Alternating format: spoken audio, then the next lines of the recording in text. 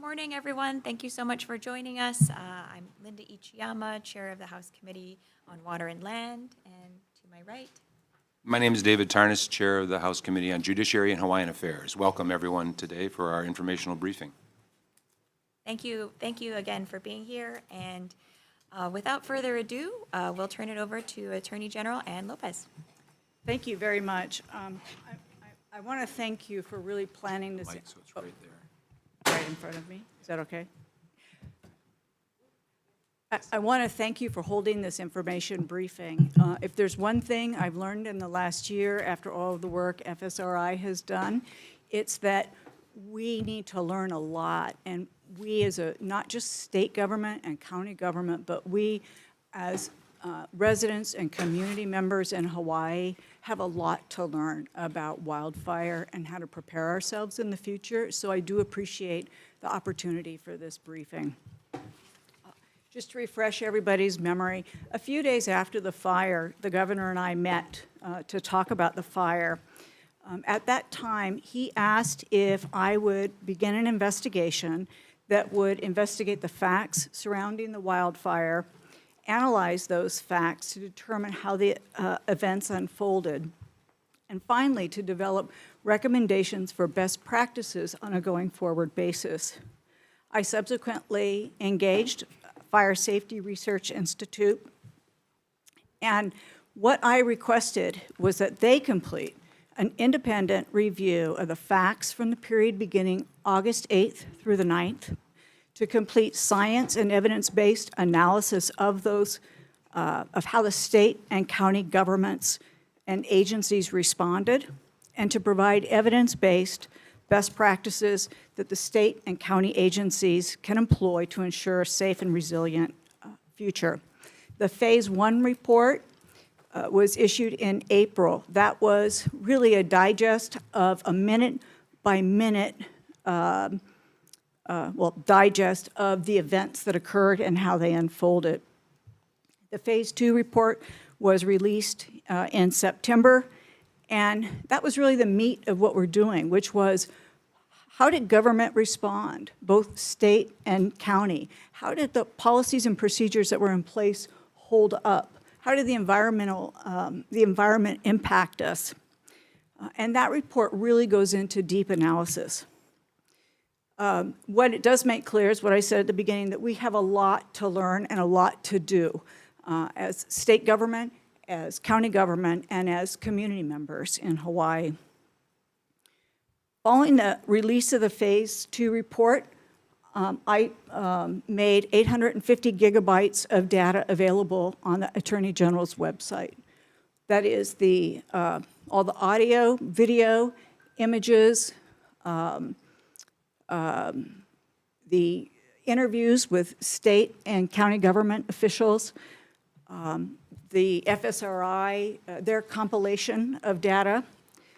I redacted personal identifying information of private individuals and all images of the deceased. Other than that, everything is unredacted. I had hoped that we would have the Phase 3 report pretty close to finished before the end of this year. There have been a variety of reasons that we've had some delays, and that is not possible. One of the things that FSRI did for us that is, I think, really important is they provided findings and recommendations as part of the Phase 2 report that give us an idea of things we can begin immediately. And that's what Derek will be sharing with you today. I don't have a clear date on when the Phase 3 report will be released, but I anticipate the full report will be released in 2025. We are going to be making an effort to have some more high-level best practice recommendations before the end of the year. Finally, I informed the governor and Mayor Bisson that I have closed my investigation into the events of August 8th and 9th. The Phase 3 report is a going forward, how do we proceed and how do we do better process, and I don't think it's necessary to have that under the investigation part of what I'm doing. And it is my hope that county government and state government and agencies will actively collaborate in this process. So with that, I'm going to let Derek Alconis, who has been our lead investigator, sort of do his presentation on findings and recommendations. Thanks, Ann.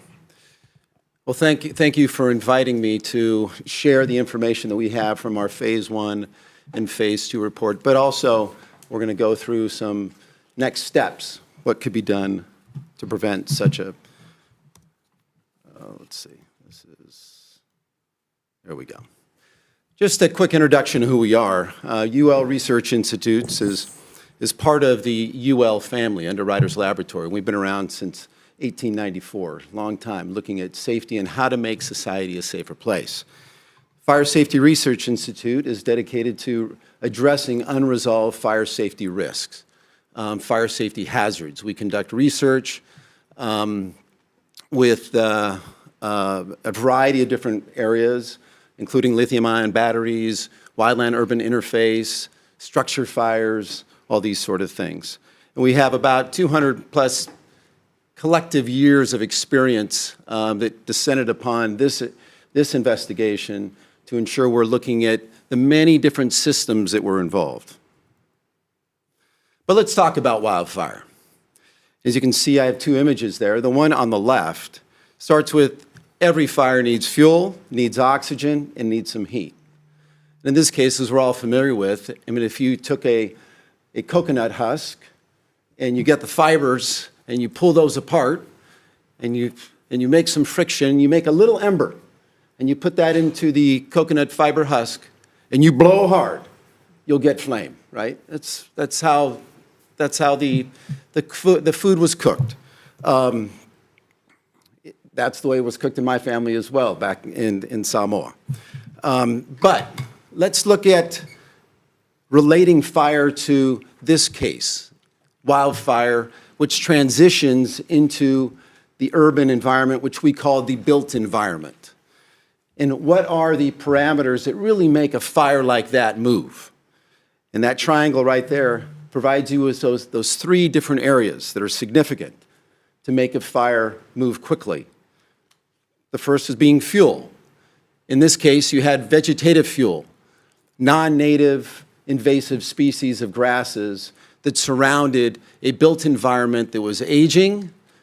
Much of it was existing non-conforming to code, narrow roads, tight compacted fuel sources for that fire to really develop.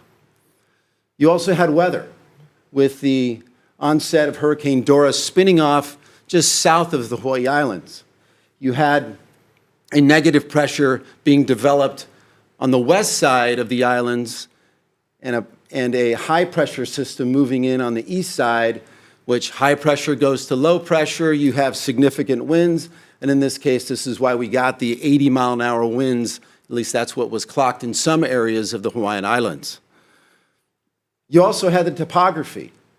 West Maui is positioned perfectly to accept those winds as the high pressure is over the east side and the low pressure is on the west side, and that air mass moves through those mountain passes, intensifying the winds.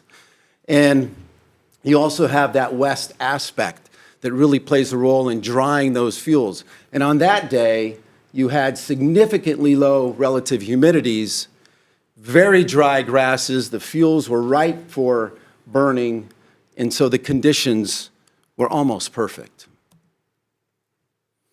Now, this is a picture of what you would see in a typical wind-driven wildfire. This is not Lahaina on August 8, 2023.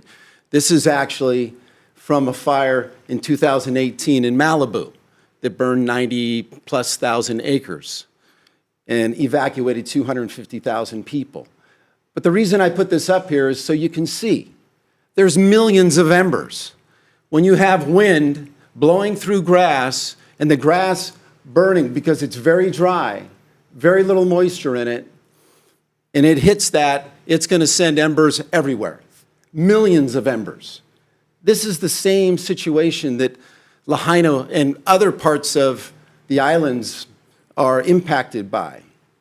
when you have wind-driven fire running through vegetation. And then these embers descend upon that built environment. So, getting back to the reports. As the Attorney General mentioned, we published our first one, which are the facts, on April 14th. The second one, which is analysis of the facts, deep dive into the details, explaining why things happened the way they did. And that was released on September 13th. And we'll talk a little bit more about Phase 3 later. So the image on the left is looking down Lahaina Luna, right at your Luakini, basically, looking Makai. And you can see that was taken at 2019. See the building construction there, everything is in its place, the power lines are in place, the roofing's in place, the awnings, it all looks good. The image on the right is 1 hour before the Lahaina PM fire took off, which was at 2:55 p.m. So that picture was taken at 13:46, 1:46, and you look at the roofing materials, stripped from the building.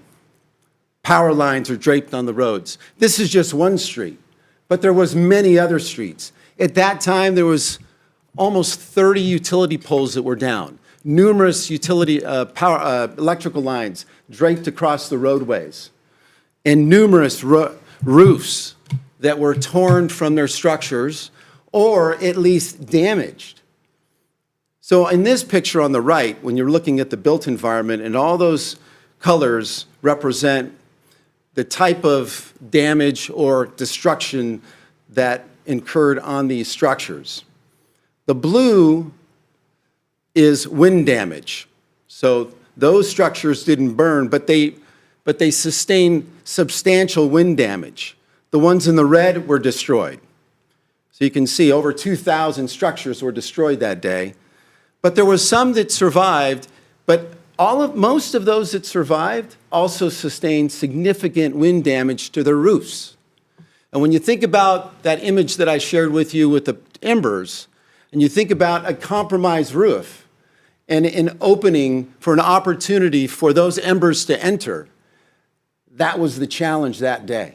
And that's the challenge not only in this community, but many other communities that have been identified by the fire service, by the Hawaii Wildfire Management Organization, and others.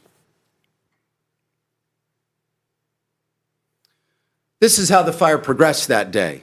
So you see that image on the left, you recognize those arrows that are moving from Mauka to Makai, and then they move north and south, and then ultimately they move back up Mauka, meaning the fire is backing up into the vegetation.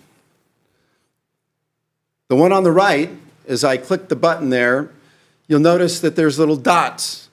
Those are timelines of which the fire was identified in those areas. They represent somebody that actually saw the fire at that point. They called it in. They took a picture of it.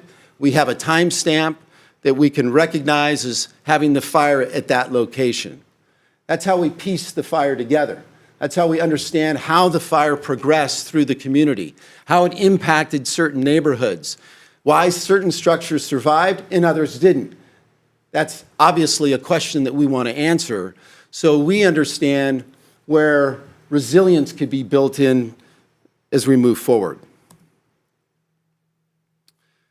So in the analysis, which was phase 2, we used the National Cohesive Wildland Fire Management Strategy to identify the systems in play in any wildland urban interface type fire. And the cohesive strategy is a national framework where communities can use to develop their wildland fire protection plans. In fact, the Hawaii Wildfire Management Organization has worked with 25 communities that are nationally recognized as NFPA FireWise communities. They're also working with another 20-plus communities. So a lot of work is being done in that area. So the framework, there's 3 different areas that need to be addressed, and those are the things that we focused on in the report. Starts with resilient landscapes, which many of the west side and many parts of Hawaii, you have invasive, non-native species of grass that have dominated some of the landscape. Your undeveloped properties that are inundated with these grasses that are highly fire adaptive, meaning they burn, they come right back even stronger. And those things need to be addressed, obviously. Fire adapted communities is another one. So the built environment, what needs to be done there? And you can see the bullets on the right. There's laws, plans, budgets, all of these things. And I guess that's why we're here. And then, of course, effective and safe risk-based wildfire response. We're going to do all that we can to prevent these things, but we have to also do everything that we can do to prevent them or to prepare for them, and then also ultimately to respond to them. And there are best practices, evidence-based practices. You can see the science is in the middle of those three circles. That's what we're referring to there. There's research organizations that operate in that space to inform codes and standards to provide better instructions for communities to build back. And ourselves, the Fire Safety Research Institute, Insurance of Building Home and Safety, IBHS, NIST, all are doing research in these spaces to further inform each one of those areas. So in the end, we came up with 84 findings and 140 recommendations. As you look at the multi-systems that are involved in a disaster of this magnitude, because it's not any particular agency, organization, individual, it's really a combination of many different factors that play into creating this type of situation. So for phase 2, we wanted to be sure that we provided the state of Hawaii with findings and recommendations you can act on. These are things that we should be talking about immediately. And they relate to policies, procedures, guidelines, decisions, and organizations that could engage, the actions of citizens and others, equipment, all of these things. So the governor reached out to the Attorney General and asked, why don't you get the FSRI team engaged in looking at these 84, 140 recommendations, how do we start? And asked for a prioritized list of 10 things that you can engage right away. So we went to work in looking at that list and bundled things into groups. So we can focus on those items where we can engage in laws, policies, appropriations. So you have in those first two blocks there, priority 1 and priority 2, which is kind of the organizational aspects of this prioritized effort. And then 3 through 10 on the bottom there, they will have specific agencies involved to engage in those priorities. So let's look at these in detail. So priority 1 is the action planning and accountability phase. And as we start here, you'll have this document here. This is Appendix 1 from the Phase 2 report, which is the findings and recommendations. And at times during this presentation, I'll refer to those. That way we can read those together. So the first priority is to inform the state agencies that may have a role in addressing these findings and recommendations, getting them in the same room, organizing with a leader, and ensuring we capture the roles and responsibility that goes along with each one of these findings and recommendations. Because, of course, as we all know, any of these things are only as good as the people behind it in making things happen. And so each one of these state agencies has a role. And so if you look at finding number 1, it says lack of state policy making and investment addressing cohesive strategy components. Now, as we look at the laws on the books for the state of Hawaii, we look at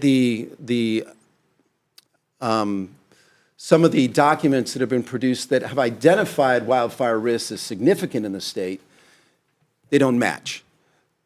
The risk has been identified and well documented, but the investment into addressing the risk, not quite there. And so the recommendations are 1 and 2.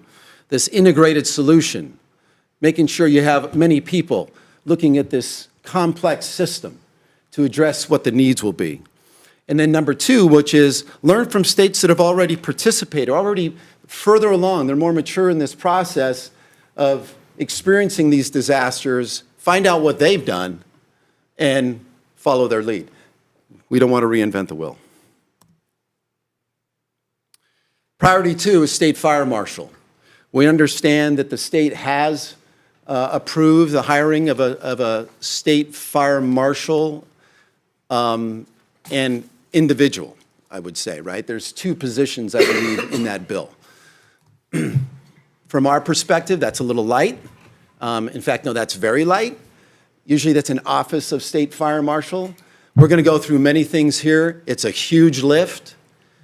Right now, we would say that this would be the 50th state to have a state fire marshal. You were the only ones without one. And due to the wildfire risk not being identified or codified in laws, ordinances, and policies, to have to start from scratch is a lot of work. Granted, there's other states that have already are further along in that process, and you can learn from them. But nonetheless, this is going to be a very heavy lift. So hiring the state fire marshal is important, and addressing things, code, standards, zoning, vegetation management, wildfire data collection, which is extremely important with identifying where that risk might be in the future. Because if we don't have appropriate data on past fires and past weather that was influencing those fires and past experiences with the prevention side of what was going on before those fires occurred, you can't learn from it. So currently the wildfire data isn't comprehensive. It needs to be built up. It has to establish standards and guidelines. Mutual aid response is something else that needs to be worked on. And understanding how mutual aid response can impact a fire response in an island-type setting here is very different from the rest of the world. Multiple islands, getting resources from one island to the next, that's significant logistical challenges there that need to be overcome. There's agreements that need to be signed. There are many things that need to be addressed there. And then firefighter training and operation standards, which typically that responsibility would fall under the purview of a state fire marshal in other states, and so it's added there. I realize that it was excluded from the law that was passed, or the bill that was passed for the state fire marshal, but that's something that probably should be addressed. And if you look at finding 3, it says lack of standardized, consistent wildfire data collection. Numbers 1 and 2 for the recommendations, you can see that. I addressed that a little bit. When we reference Form 209, which is an incident summary, that's often used to submit for federal grants, the Stafford Act, the Emergency Disaster Act, to get those funds as fast as possible. Oftentimes, those 209s are generated on a daily basis, and those go to the state, which then gets submitted to the federal government in a request for resources to address the response efforts of the fire service. So this process of wildfire data collection and processing how we do things here is important. Those are addressed, and you can look at some of those other findings as well. I'm not going to go through, as you can see, this next slide has a lot of recommendations. We're not going to go through it together, but maybe that's something you can go through as you do more work with the committee. So priority 3. So we look at these things of happening concurrently. And the wildfire education and programming obviously needs to happen immediately. And there's a few things that could be addressed, which are mitigation best practices, defensible space and vegetation management, fire weather and fire behavior, informing the public, emergency responders, of when you have fire weather. As we knocked on doors and talked to many community members, those that were evacuated, those that lived just outside of the burn scar, and we asked them, did you know that there was weather coming in? Many of them said they were not aware that there was significant weather that was going to impact their community.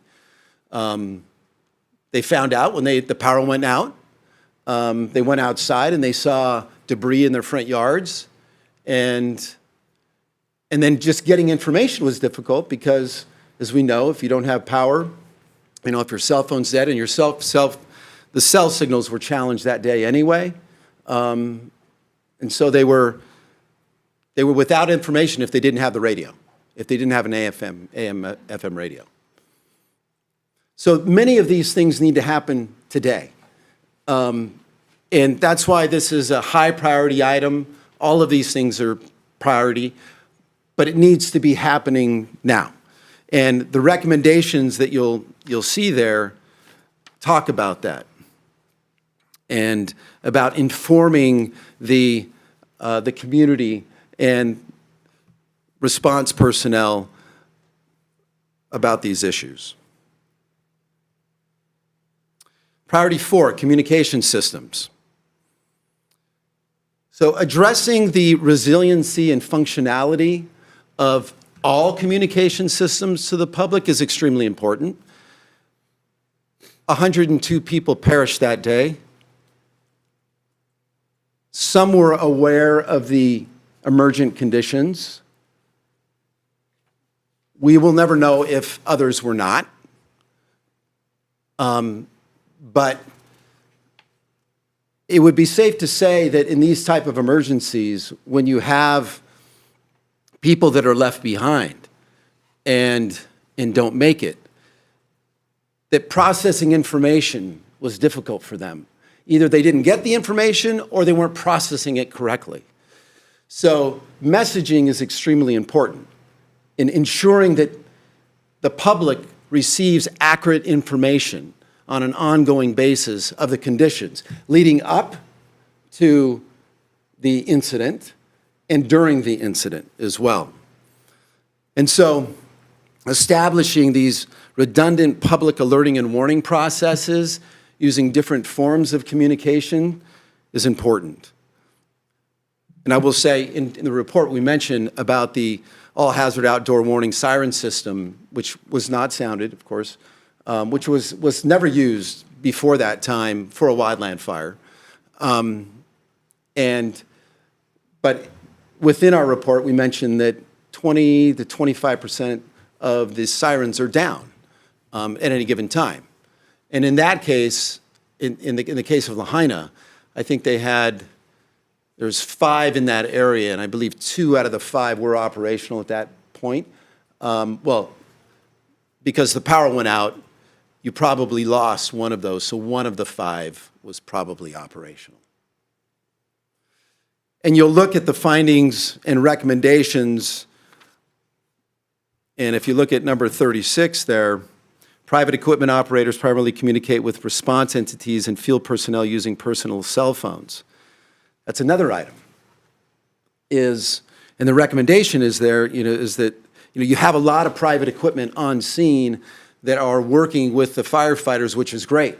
I mean, this is to have private contractors descending upon an incident so quickly and willing to engage with the firefighters is remarkable.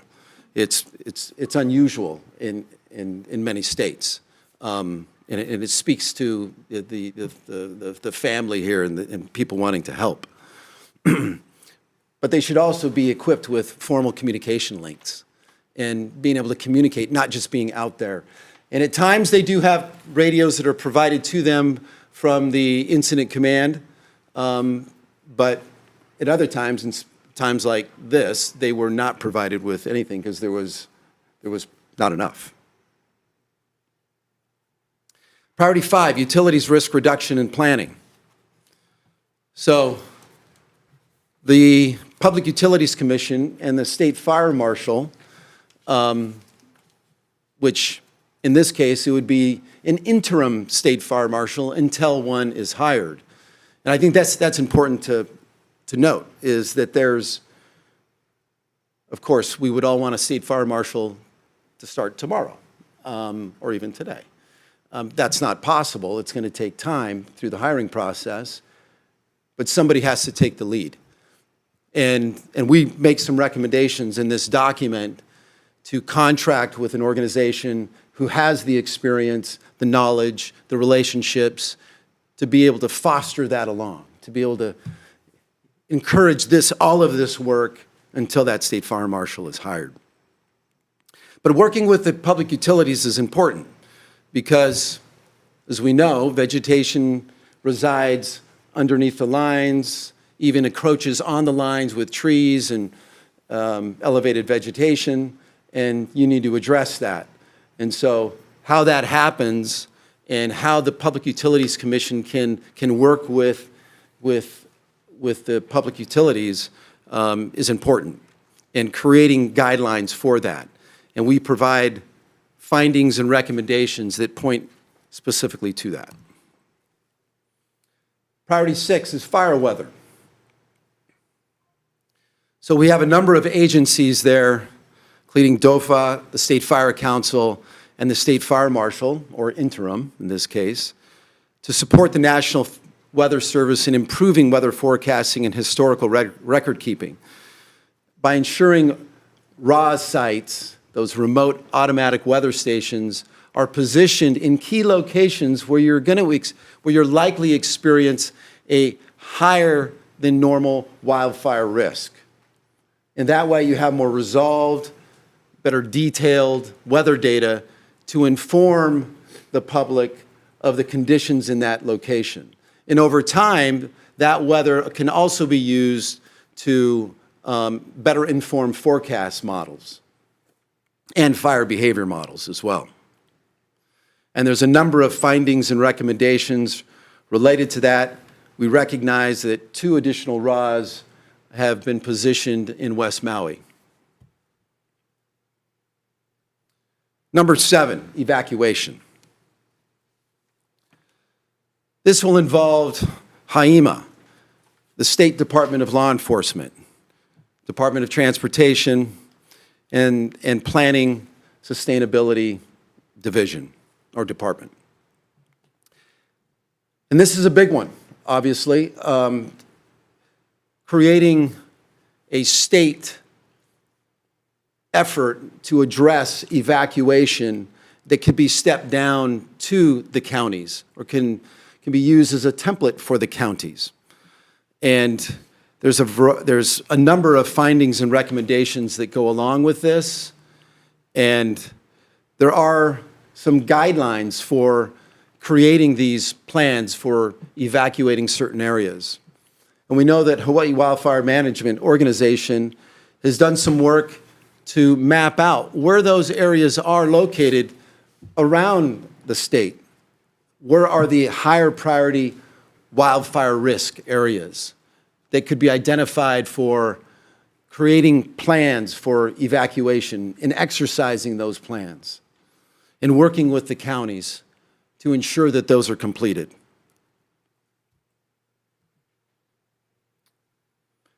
Priority 8 is codes and standards. The State Fire Marshal, the Building Code Council, the State Fire Council, to evaluate and work toward improving codes and standards review and adoption processes. So currently, the Building Code Council is responsible for adopting the code package. And the code package consists of the fire code, the building code, the residential code, the electrical code, the plumbing code, a variety of different codes. And it's on a 2-year cycle. That building council, Building Code Council, is also supported by the State Fire Council, who adopts the who approves and adopts the fire code, which gives it to the building council, and they put that into the whole package. On August 8, 2023, the 2018 codes had been adopted. In Maui that day, you had the 2006 building code and residential code that was in place. We recognize also that in July of 2023, there was an emergency proclamation that the governor signed in regards to housing affordability, basically putting a pause on further adoption and amendments of the codes. And so there are a lot of background in the code world there. But what you don't have in those codes is anything to address vegetation and the risks that exist to the built environment when it is built up against and abutting of an area of vegetation, which we call the wildland-urban interface. And there are codes that specifically address that. The International Code Council has the IWUI code. NFPA also has a code addressing these things as well. This is a priority, is to identify the codes that need to be in place to address the rebuilding or any kind of building in the wildland-urban interface space. And those codes also address like how you identify what those areas are. How do you evaluate which areas or map out are more hazardous than others and where this code would apply. So there is instruction within that code that you can follow. Priority 9, wildfire response and preparedness. So this addresses the fire suppression effort. And you see there's a number of agencies that can come together to improve the coordination of wildfire preparedness and response. And it's about the efficient use of their shared resources and to provide expectations for incident management organizations. Within our Phase 2 report, we talk about what the firefighters were encountered that day. Significant winds, down power lines, safety hazards that they don't normally face, unusual conditions for these firefighters in this state. These kind of conditions you would normally see on the news from the West, from the mainland, but not here. I mean, not on the 22nd latitude line. This is different.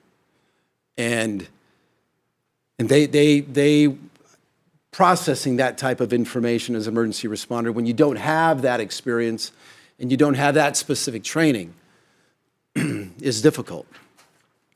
And those things need to be addressed, and those findings and recommendations are included on the right column there. And finally, priority 10, vegetation and land management. Doesn't mean it's the 10th item that's the least most. They're all high priority items. All need to be addressed. But it's identifying that state agency responsible for vegetation management in non-conservation areas. And then establishing a framework for landowners to follow for responsible land management. And we know that DOFA does an excellent job with the conservation areas. We know they have statutory responsibility for that. However, there is an opportunity to engage more with the private landowners and informing them, working with them on how to manage their lands. And guidance, laws, education, these types of things. And the findings and recommendations are on the right too. There's the report. It's also available on the Attorney General's website, and we can go to questions. Thank you, Mr. Alconis, for that very detailed presentation. Appreciate it. Before we go to questions, I'd just like to invite the House members who are here to introduce themselves so you know who you're speaking with. And I'll start with Representative Morikawa, if you'd like to introduce yourself and where you're from. Sure, Di Morikawa from the southwest Oh, use side the of mic. Hawai'i. And just an FYI, we did experience a wildfire in Kamakani town, and I think we handled it, the fire department, our emergency personnel handled it very well. Thank you. Hi, good morning. Corey Chan, I represent District 35 on Oahu, which is parts of Waipahu and Pearl City. Aloha, Nicole Lowe, and I represent District 7 on Hawaii Island, neighboring Rep. Tarnas, and also chair the Committee on Energy and Environmental Protection. And just sitting in, thank you for allowing me, so I'm not a committee member of these two committees. David Tarnas, the district I represent is North and South Kohala, a very fire-prone area on Hawaii Island. Aloha, Mahina Poi Poi. I represent District 13, which is Paia, Haiku, and East Maui, Molokai, Lana'ika, Ho'olave, and Molokini. Good morning. Greg Takayama, Pearl City. Good morning, Tyson Miyake, District 10, Wailuku, Waikupu, Pakokalo. Good morning, Darius Gila. I represent House District 44, which encompasses Maili, Nanakuli, Honokaihala, and Ko'olina here on the island of Oahu. And I had the privilege to co-chair the Wildfire Prevention Working Group with Chair Ichiyama that was commissioned by House Speaker Scott Saiki after the wildfire. It's good to meet you all. Thank you so much, members, for being here today. We'll turn it over for questions. I'll turn to my right. Are there any questions here? Seeing none, members? Question? Yeah, Poi Poi. Aloha. Relating to the building codes in the report and from your presentation, it recommends that the counties review and adopt the state building codes. And also on October 10th, and related to the emergency proclamation you mentioned from, I believe, July of last year, in this new emergency proclamation, it suspends the HRS 10728, which is that requirement for the counties. So, you know, that the emergency proclamation, in consideration with the recommendation from the report, aren't those contradictory? I think Derek can respond to some of it, but I believe that part of that is so that we can have a period of catch-up. We're behind in the adoption of these codes, and so one of the ideas, excuse me, is to try and, let's not go back to trying to adopt the 2021 code. Let's try and bring everybody up to date, and that is part of what should be happening with that. So I was alarmed to learn from this report that the county was relying on the 2006 report for enforcing the code. And from my understanding of the law, if the code is not adopted by the State Building Council within 2 years, then it gets automatically adopted, I think on an interim basis until they can catch up. And then if the county doesn't adopt the state code within 2 years, it gets adopted on an interim basis. So I'm just trying to figure out how adopting on an interim basis isn't safer than just setting it aside altogether for the community. So I'm just trying to get over like how those two things are contradicting each other. Derek, can I ask you a question? I think one of the difference that I'm learning, because I didn't know what a red flag day was before August 8th of 2023, so I've been learning a lot as well. But one of the things I think I've learned, and Derek, correct me if I'm wrong, is that one of the things that Hawaii has been, we have always valued home rule. We have always valued the idea that the counties take care, you know, they manage themselves, that they make the decisions that impact their communities. So we don't, the idea that we don't have a standardized protocol for how we do things is something that I think is very different from mainland states where It doesn't matter what county you're in, there is a more standardized protocol for how you do some various things. Is that wrong or accurate? I mean, we will always defer to adopting the most current standard as a safety organization. And the reason why codes and standards change over time is because more research is referenced within that newer code standard, which provides for a higher level of safety. So I'll leave it at that. I mean, from our perspective as a research institute, adopting your most current standards and code is the best way to ensuring the highest level of safety. Derek, is it true, though, from a practical operational perspective, that the codes, adopting them in full, really can raise the price of construction, particularly in an island state where everything has to be imported in? So some of the issues really become economic. How much is it going to cost to build a house if you adopt the most current code? That's correct. So that's the challenge is you pay for getting the most current information because some of the building techniques, the building materials may change from one code to the next. You are in island state. It's more difficult getting those materials here. That could increase the costs of building construction. Thank you.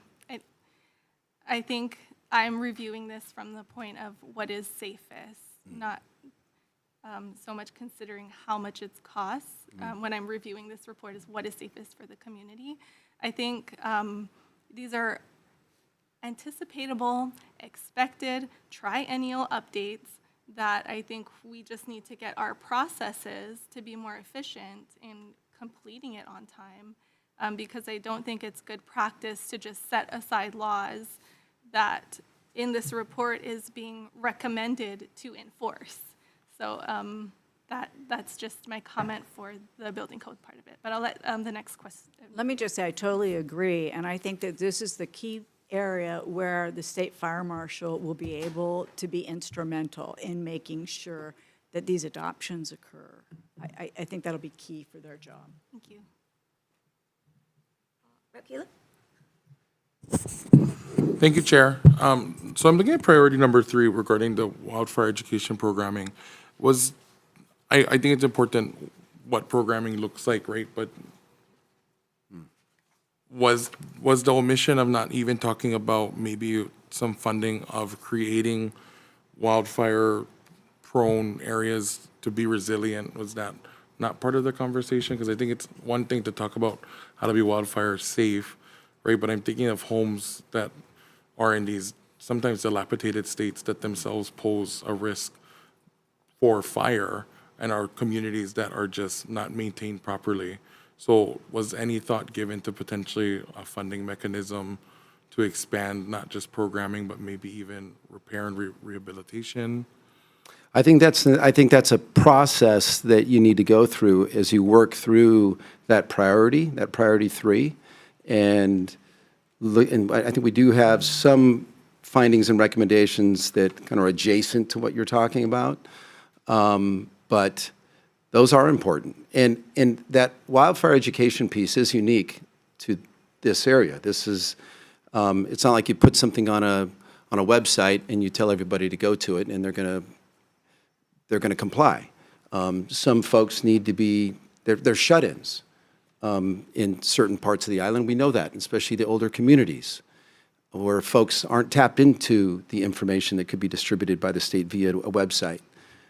There needs to be personal interaction. So some of these folks that live in those type of homes need to have it's a conversation. And Hawaii Wildfire has been doing that, Right.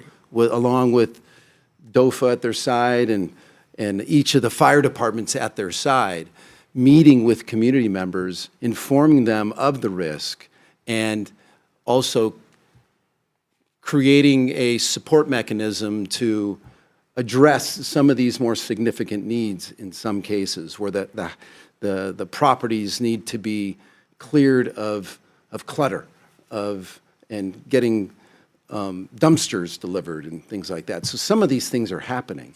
Right. And I'm sure you're aware of the complex relationship between state and county enforcement as you're learning.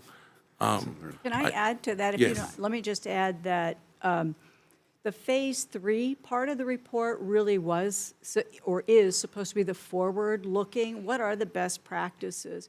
What are the recommendations? And that is where I had anticipated a lot of the conversations about how much is this going to cost? What do we need to do to invest in equipment or people or whatever? And that will be coming up with the Phase 3 report. For the Phase 2, this really was, we're behind schedule. We can't wait until this report is finished to start talking about what needs to change. So that's why you don't really see some of that in this. That's not to say we're fully prepared to work with everybody on legislation for the upcoming session to implement things. And then quickly, Chair, if I can do one more. Priority 6, was it intentional? I mean, sorry, priority 7, was it intentional to omit any mention of federal partners a part of this conversation regarding evacuation, knowing that they're some of our largest landowners? I know Haima does have that relationship to coordinate, but I think explicitly stating what role our federal partners play in this is important, because I think about the large, massive lands they own on the west side of Oahu that are critical, I think, in some of the evacuation routes. Yeah, absolutely. I mean, we identified the state agencies that could engage immediately. Right. But bringing in others from the county, from the feds, you bet.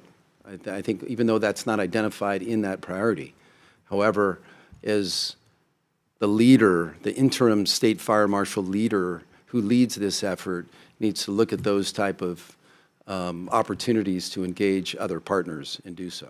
So this is not an exclusive list. It's not meant to be, this is the only way you do it. This is a snapshot of things that can be done immediately, but it could be expanded upon as well. That's a good point. So, I mean, I'm not asking for anything specifically, but if Phase 3 is still not compiled, Yeah. knowing our relationship with our federal partners, I would really ask if there's some way to explicitly name them, because they're so pala based that having it listed in writing is super important on how we steward these conversations with them, because they've refused at times to acknowledge their responsibility. So I appreciate that. Thank you, Chair. Members, yep, Rep. Lone. A couple questions. First, I'm curious with priority 10, land management, that's having the state have a better plan for managing non-conservation lands. Is that referring just to state lands? To state managing non-conservation lands that are state lands? Or what's the recommendation regarding private landowners, I guess, is the question? And how much can the state get involved in requirements for vegetation management? And what would be the threshold for where the state might step in and establish requirements? Those kind of questions need to be worked through and you need to find answers to those. I mean, we're not providing the answers in this setting. As we step through Phase 3, we might be able to get closer to understanding those relationships and understanding how to bring those together. A variety of states do things differently with respect to vegetation management and private landowners. You can learn from them, but there needs to be a strategy in place. And even when you look at some of the IWUI code or the NFPA code with respect to land vegetation management, there's not much there. It's something that needs to be developed by each state or community or county. So the recommendation in your report is more specifically geared towards state management of state lands? No, not, also, we believe that the private landowners need to have some governance as well. Okay. And there needs to be something there. Okay. There's but nothing on the books. Non-specific as to exactly how to approach that. Correct. Okay. I would add county lands, too. Yeah. Yeah. Yes. And quick question too about the requirement for the utility to have a wildfire management plan. Obviously, they have one, and they've beefed it up since the event. But some states like California and Oregon have statutory requirements for a wildfire management plan. And we had that proposal last year. It kind of got linked to other issues, and then everything kind of fell through at the end. But do you think there's, even though we know the work is proceeding, do you guys recommend there's value to having that statutory backstop requirement for the wildfire mitigation plan by public utilities, and then having the PUC be involved in overseeing and facilitating that? We know that that's the case on the mainland in some areas. And I would say learn from their experience. If they feel it's working, I would, follow their lead. And every state is... From your investigation, do you see that as a good model to follow? Yes. Okay. Yes. Thank you. Thank you, Chair. I wanted to follow up on your priority 1 and priority 3 recommendations. I note, and I agree with you, that DLNR's Division of Forestry and Wildlife really is the expert agency within the state in these matters, and that Hawaii Wildfire Management Organization is really the expert in the non-governmental side in these 2 areas. Makes sense for action planning, as you suggest. We need to have a state entity and bring Hawaii Wildfire Management Organization in to work with them. So it seems to me DOFA and Hawaii Wildfire Management Organization would be the co-leads for something like this. Is this a recommendation reflective of what the administration wants to do moving forward? And I guess this is a really question for you, Attorney General, because that does make sense to me. But this is really a governor's decision. These are, DOFA is not a cabinet level. DLNR is. I bet HAIMA would probably want to take charge of everything, but I don't think they've got the expertise for it. So I'm wanting to make sure that the experts are the ones who are leading forward on this, and that we do take advantage of the non-governmental organization that is expert. How do we proceed on this? Is the administration going to give us a proposal, or are we as a legislature to come up with this plan of action, and who's to do what? That's actually been part of a lot of different conversations over the last few weeks. And I think that it starts with figuring out how to move forward with the state fire marshal and where that position should be located. Is DLIR the best department for that agency or that person to be embedded in? And is the provisions for the state fire marshal as written now sufficient to get that person the authority they need and the support they need to start taking point, so they can bring in DOFA, they can bring in the non-governmental organizations to assist? I have not had a full conversation with the governor about this, but I will say we have been there's 2 issues with the fire marshal provisions. One is the appropriation is $170,000 for 2 people. And I don't believe that that amount is going to be sufficient to attract a state fire marshal who is competent to do the kind of work that's necessary here. And so if it's just one person, they won't have any officer support or anything. So we actually, and I'm going to say this, the governor has not approved this, but we have all been problem solving, and we've considered whether or not for the first couple of years it might be appropriate to have the fire marshal temporarily put into the governor's office and have that person supported by the governor's resiliency group, which is Luke Myers, who I think many of you might know, but his group could then provide that organizational administrative structure to the fire marshal. These are just ideas that we've been having because it is clear that this is a big job, and it can't just be a person trying to get this done. It has to have substantial support. Well, I appreciate your suggestion about that, but in reading priority 1, it doesn't say anything about the fire marshal taking the lead on this because that person's not there yet. They're really talking about DOFA taking the lead with Hawaii Wildfire Management, and obviously we don't want to just wait. Right. We And need to start. you're right. And I'm sorry, I didn't answer that very well. I think one of the things that Derek has talked about is whether or not, and of course, Elizabeth Pickett is here, so we don't want to just come up with ideas that she can do. But one of the ideas is whether or not we can get Hawaii Wildfire Management to become sort of that interim person or entity that can help start pulling together the agencies and the plans that are necessary to move forward. And so is this, I mean, the legislature will barge forward and, you know, and come up with plans to move forward, but I want to really understand what the administration is recommending here.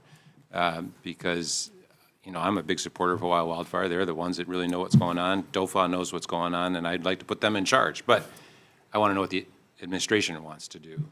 Well, we all got the 10 recommendations about the same time. I mean, we all got them at the same time as everybody else. So we are focusing on this. The governor's, he has the climate action team. They have been combing through these, and they are also working on some ideas with the governor about how to implement some of these things. I just met with one of the members this morning, and found out we were all sort of having the same conversations. So I would agree that we need to come up with a plan, and we don't have it yet, but I certainly see us as being responsible for what that might look like. Okay. I have another question, but I should defer to others. Thank you. I actually have a question about the additional information that was posted in the Dropbox along with the report. So I went through the Dropbox pretty comprehensively. I clicked on a lot of the files in there, and I found a lot of it really helpful. And you mentioned in your opening that some information was redacted and some was not. And so I noticed that when I was clicking through it, like, why is this redacted? Why is this not? And then I came upon a folder of interviews with fire personnel that their personal information was not redacted from. And, you know, I was, I guess, a little bit shocked to see that. I thought that after listening through the substance of some of it, that had they been transcribed in writing, that personal information could have been redacted and the substance could have still been provided for transparency. So I'm wondering if, you know, the interviewees were made aware at the time of their interviews how the information would be used, that their personal information would be disclosed publicly, and whether or not they consented to that or they needed to consent to that. Or if they were provided at least a heads-up notice that this was going to happen, instead of, I don't know if they were caught off guard by it, whether or not they were informed. So if you can just kind of walk me through that process. Really quick, can I clarify what you mean by personal information? Yes, names in Okay. the interviews. Okay, so there's two parts to that. As government employees, as public servants, we have no right to privacy with our names and our job titles and the work that we do. So when I promised at the very beginning of this process to be transparent, I was committed to what our UWIPA requirements are, that I would in fact be transparent. Every interview, and Derek can talk to this, every person who was interviewed, both at the state and the county level, knew that it was being, the conversations were being recorded. They knew that I fully intended to produce everything. I do understand that some people didn't really understand what that meant. At the same time, I will be frank to say that every county employee had at least one lawyer present with them. And those lawyers knew what was going on. So they had an opportunity to clarify these things. I will say that no state employee or elected official requested to have counsel present during their interviews. So I do understand that there's been some concerns about that. I believe that those employees were very well represented in these meetings. But Derek, you want to just give a quick on how you proceeded? Yeah, I think you could probably hear us, talking to the employees and how we introduce ourselves and how we inform them of that they were being recorded. So that was very clear. And I mean, I can't remember every detail of what we shared, but it's in the recording. Okay, and so, I'm just thinking through, and it's a recommendation in the report as well, consideration for across the board generally, psychological, emotional, mental health considerations, right? And so when I was going through the Dropbox, that was also in my mind, just seeing all of the personal, and not just with this, just all of that level of detailed information, which I fully appreciate transparency. But that's just a consideration I had in my mind going through all of these files. So I was just kind of wondering if they were aware previous to it being posted, even if there's, like what you said, that, as an employee, you don't have that privacy, right to privacy, but like a courtesy notice that this was going to happen, I think. I do appreciate that feedback. I'll say that under our Uniform Information Practices Act, there are no exemptions for emotional or mental health or that kind of thing. Every government employee knows that their work phones and computers are not private property, and at any time these can be requested. Had I not been transparent with these, had I redacted this, I'm absolutely confident that some media company or person would ask me for those reports, and I would not have an option to say no. OIP would have determined that that information had to be turned over, as the law is written today. Okay, Thanks. Just a question. I've heard from constituents saying, okay, this investigation just is looking at, civil issues, civil law. What about criminal law? Were there any actions or inactions that were criminal, and who is investigating that? So I want to answer that sort of in two parts. The first part is I was really quite taken aback when I started at the commencement of this to get a lot of questions about looking at any kind of criminal investigation. This was started because the governor and I believe that we as government agencies have an obligation to find out what we did right and what we did wrong and learn from it and make sure it doesn't happen in the future. And that was truly my narrow goal. Once I got started, these questions started coming up.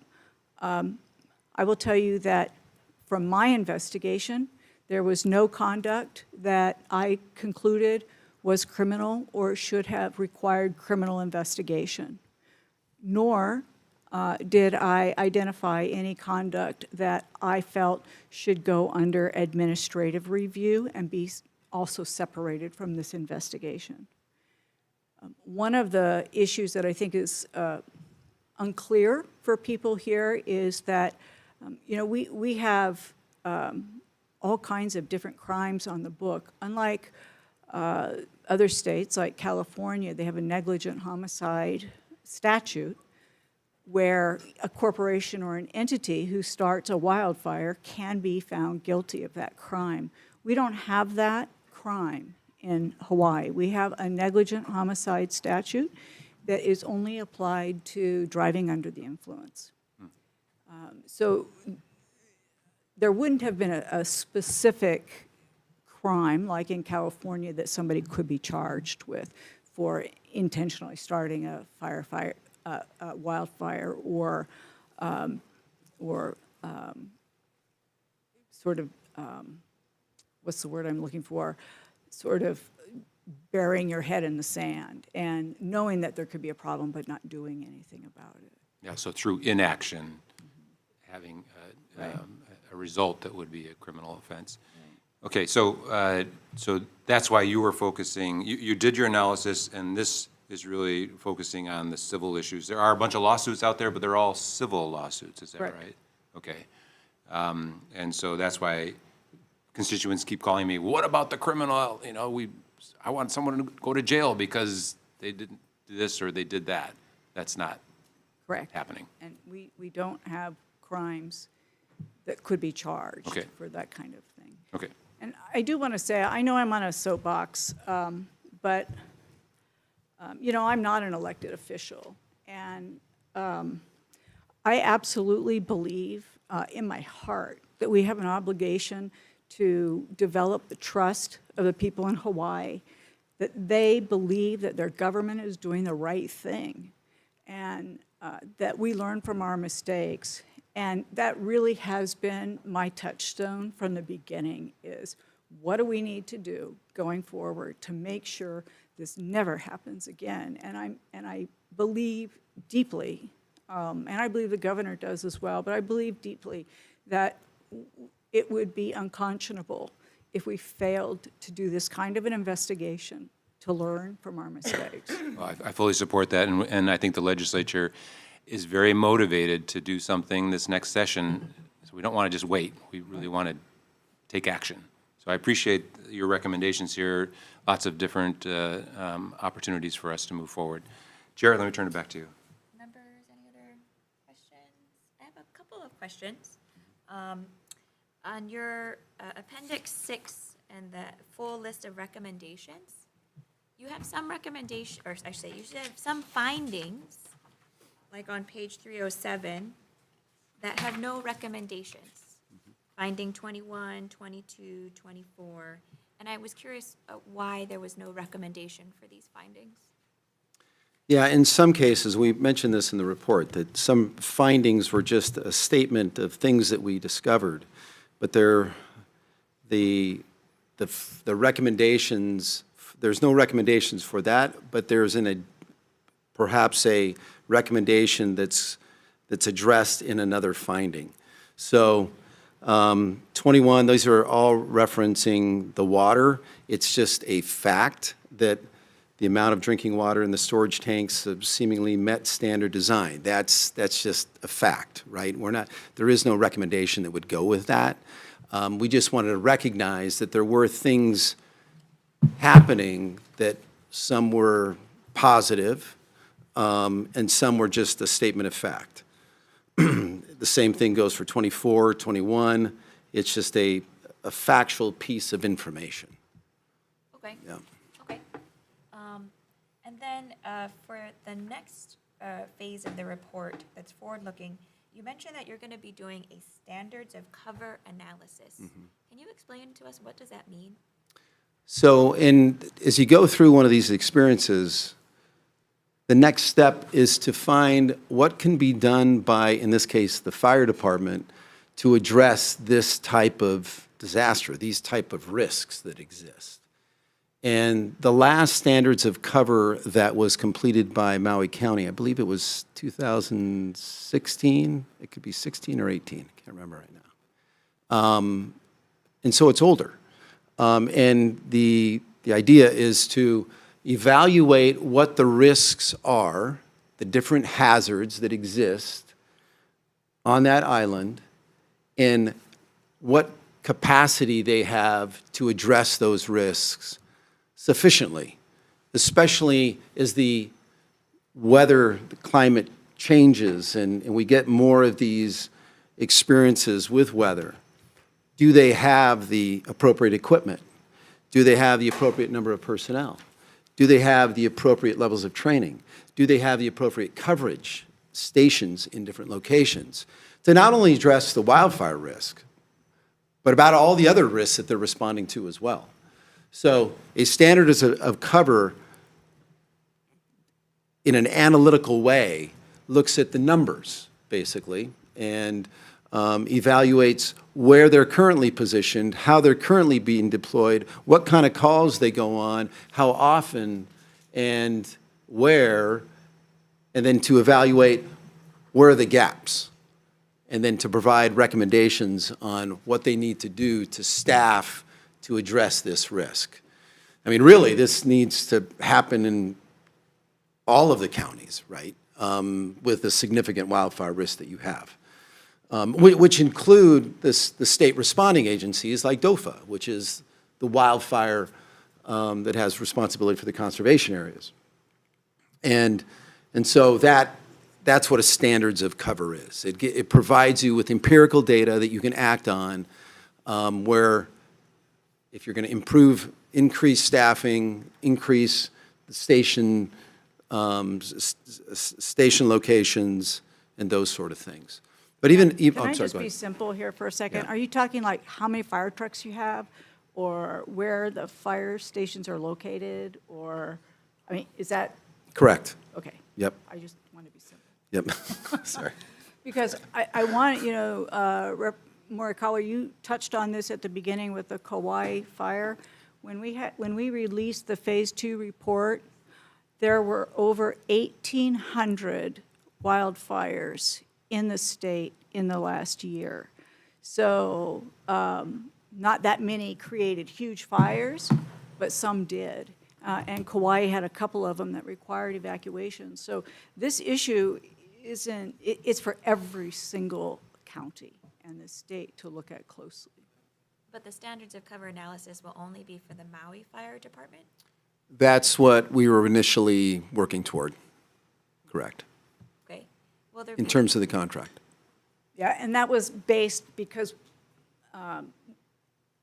we know what happened after the fire. So in terms of planning for the future, we had anticipated having a lot of data already that could be used for that purpose and then duplicated for the other counties. I had one other question. I was really looking a lot at your recommendations around the emergency management agencies, what they're expected to do, and a lot of your recommendations centered around that. And I was curious whether or not accreditation of our emergency management agencies might help address all of those, because to my understanding, none of our emergency management agencies at the state or the county levels are nationally accredited. Is that something that you folks looked at? We didn't look at accreditation specifically in Phase 2. I mean, this was the analysis related to the performance or the preparedness and the performance during operations. But that is something that could be addressed, for sure. But we didn't look at that for the Phase 2 report. Okay, thank you. Members, other questions? No? Last call? You sure? I have a whole page of questions. I can keep going. Can we keep going, because we still have, can we keep going, or is it? Sure. We have, I think, 7 more minutes. Okay. I was wondering, going back to the building code, right? So you mentioned that there are 2 wildland urban interface codes. One is under International Building Code, and the other is under the NFPA. And Hawaii follows the NFPA. And so I've been curious, it seems like Hawaii is in the minority in following the WUI code under the NFPA. Should we look at the International Building Code WUI standards? Is one better than the other? So the state of Hawaii, they do follow the NFPA fire code, which is an AWUI code. So the WUI standards related, the wildland WUI standards that are related or code standards related to NFPA is a different code. It's not the fire code.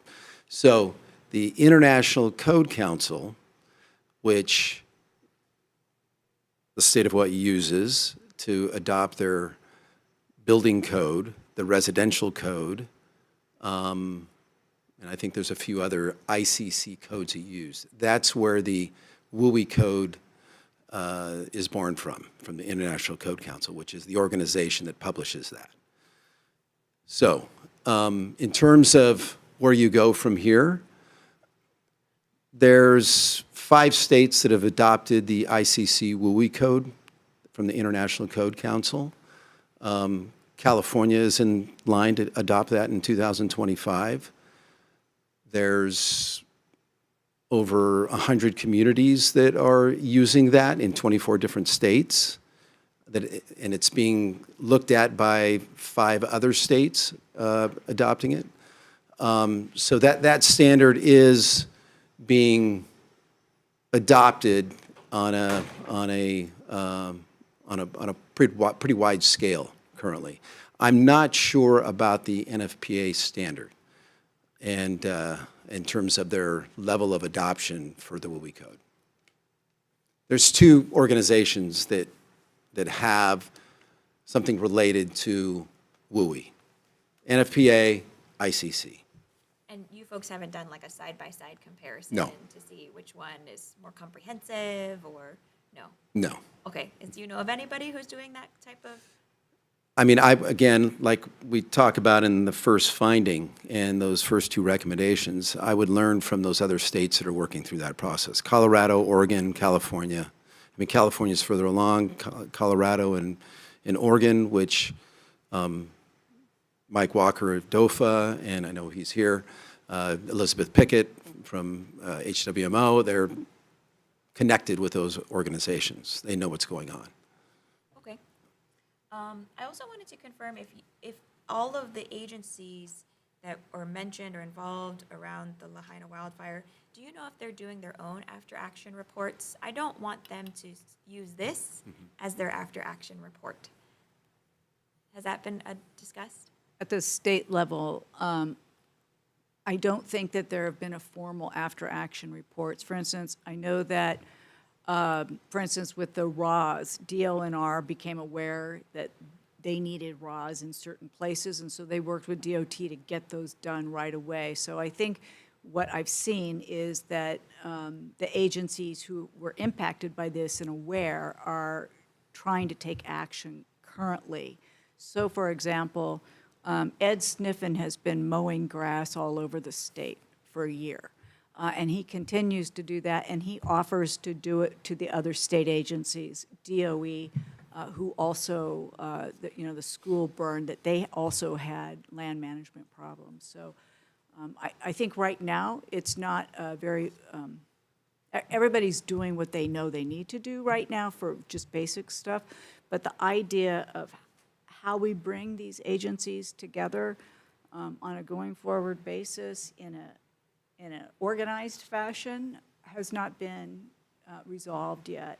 And again, this is where I think DOFA and Hawaii Wildfire Management can get us started on that. I'll tell you that the governor has made this a priority. It's not a surprise to anybody in his cabinet that this needs to be a priority going forward. I just want to make sure it's clear that I don't want other agencies to think they can say this is their after-action report. All of the incredible work that FSRI did, which is very comprehensive and thorough, but I still think each agency should do their own after-action reports internally. I think that's an important part of the process and learning internally. So I just wanted to put that out there. Are there any other questions, members? No? Okay. Last big question. You know, you folks spent a lot of time in Section 4 on the built environment. I was very impressed by the level of detail that your investigators went through, taking pictures, comparing before and after. I mean, you folks looked at whether or not there were ember marks on somebody's slippers that they left outside the door. It was very detailed. And so I was a little bit hoping for more recommendations, I think, on the built environment for that particular section because the investigation was so in-depth. And you folks practically went like neighborhood by neighborhood. And so I don't know if it was maybe in an attempt to over-summarize your recommendations, but I was looking for a little bit more specific. Will that be part of Phase 3 or a separate document? So I think you're limited when you're going that, you're walking each property, you're taking pictures.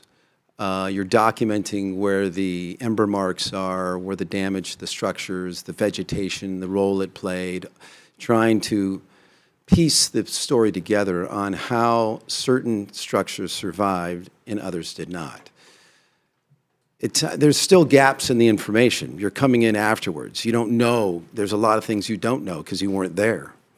So sometimes it's difficult to draw conclusions.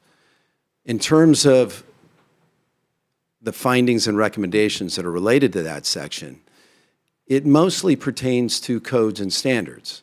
I mean, that is the solution, is ensuring that your adoption cycles are efficient.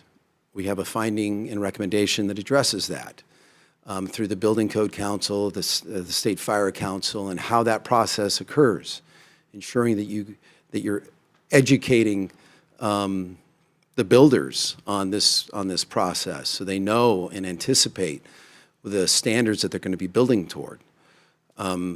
So those are the things, and the public education as well about vegetation management around their structures, defensible space.